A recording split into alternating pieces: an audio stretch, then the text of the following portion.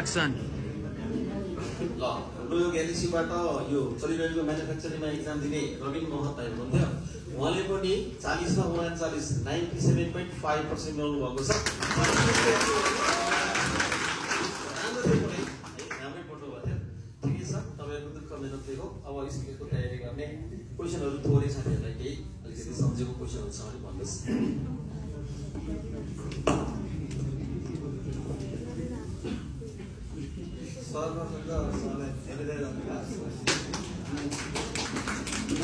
पहिले नै भइसक्यो एक्जाम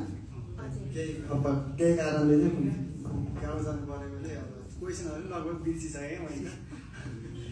मलाई त्यस्तो गाह्रो त त्यस्तो केही आएको थिएन सजिलै थियो एउटा चाहिँ त्यो लिसनिङमा चाहिँ त्यो अहिले सबैलाई थाहा पनि भयो त्यो चाहिँ नयाँ नयाँ त्यो जे सुने त्यही आउने आएको थियो ब्लाइन्डमा पनि जे सुने त्यही सोच गर्थेँ क्वेसन पनि जे भन्यो एन्सर पनि त्यही सोच गरेर पनि आएको थियो तपाईँको कुरो बुझ्ने क्या हो जस्तो क्वेसनमा अब खाबाङ भन्यो भने कुन चाहिँ अप्सनमा गएर खाबाङ हो त त्यही लाउनु पर्यो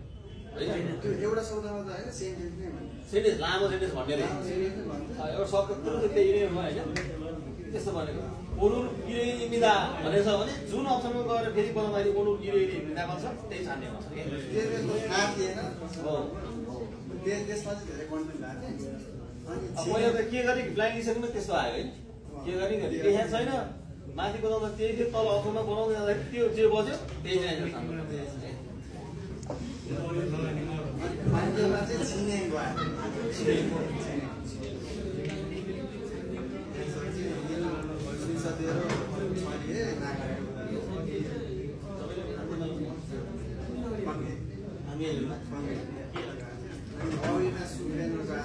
मलाई त्यो फाङ्गेनु चाहिँ लामोवाला आएछ क्या होइन त लामोवाला आएछ अनि त्यो थासको पनि आएको चित्रमा छान्नु थासको त्यो ढुङ्गालाई औँलीमा आएको त्यो क्यालेन्डरमा त झुकाउने आएको थियो त्यो सामेल भएर आएको थियो क्या त 3-4 दिन त्यस्तो गाह्रो मैले लगभग बिर्सिसकेँ क्या